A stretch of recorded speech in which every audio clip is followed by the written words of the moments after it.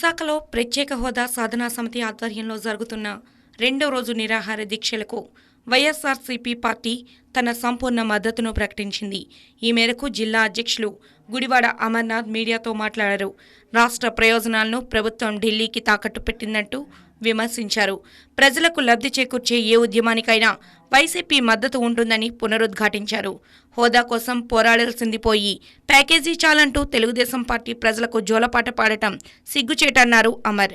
రాజకీయాలకు అతీతంగా ప్రజలు, నాయకులు, యువకులు కలిసి రావాలంటూ పిలుపునిచ్చారు అమర్నాథ్. ఆంధ్ర రాష్ట్ర ప్రత్యేక హోదా సాధన సమితి రాష్ట్ర అధ్యక్షులు పెద్దలు చలసాని శ్రీనివాస్ గారు, సిపిఐ నాయకులు పెద్దలు రాష్ట్ర కార్యదర్శి రామకృష్ణ గారు వారి నాయకత్వంలో ఈరోజు విశాఖపట్నంలో దాదాపు 72 గంటల పాటు దీక్ష చేసి కేంద్ర రాష్ట్ర ప్రభుత్వాల మీద ఒత్తిడి తీసుకొచ్చేటువంటి కార్యక్రమంలో భాగంగా ఈరోజు దీక్ష పూనుకున్నారు. మరి అందులో భాగంగానే వైఎస్ఆర్ కాంగ్రెస్ పార్టీ రాష్ట్ర అధ్యక్షులు జగన్మోహన్ రెడ్డి గారు గతంలో ప్రకటించినటువంటి మాదిరిగానే ఏ రకంగానైనా ఎవరు ఏ లైన్లో పోరాటం చేసినా ఈ రాష్ట్రానికి ప్రత్యేక హోదా సాధన కోసం విశాఖపట్నం కేంద్రంగా రైల్వే జోన్ ఏర్పాటు చేయడం కోసం ఎవరు పోరాటం చేసినా మా పార్టీ పూర్తి మద్దతు ఉంటుందనేటువంటి మాటను గతంలోనే చెప్పారు.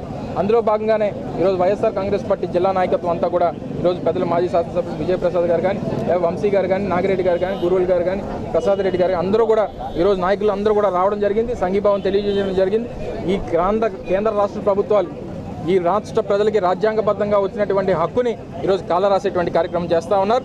ఈ రాష్ట్ర ముఖ్యమంత్రి పూర్తిగా ఈ రాష్ట్ర ప్రజల తాలూకు ఆత్మగౌరవాన్ని కేంద్రం దగ్గర తాకట్టు పెట్టేటువంటి కార్యక్రమం చేస్తూ ఉన్నారు. విశాఖపట్నం కేంద్రంగా రైల్వే జోన్ ఏర్పాటు చేసినంత వరకు కూడా ఈ పోరాటాన్ని ముందుకు తీసుకెళ్తాం. ఎవరు వచ్చినా సరే, ఎవరు పోరాటం చేసినా వారికి పూర్తి మద్దతు తెలియజేస్తాం. తప్పకుండా ఈ రాష్ట్ర ప్రజానీకానికి, ఈ రాష్ట్రంలో ఉన్నటువంటి యువతరానికి కానీ, ముఖ్యులకు కానీ, పెద్దలకు కానీ అందరికీ నమ్మకం ఉంది. మన తాలూకా పోరాట పటిమతో తప్పకుండా రాష్ట్రానికి ప్రత్యేక హోదా సాధించుకుంటామనేటువంటి నమ్మకం అందరిలో కూడా ఈరోజు కలుగుతూ ఉంది.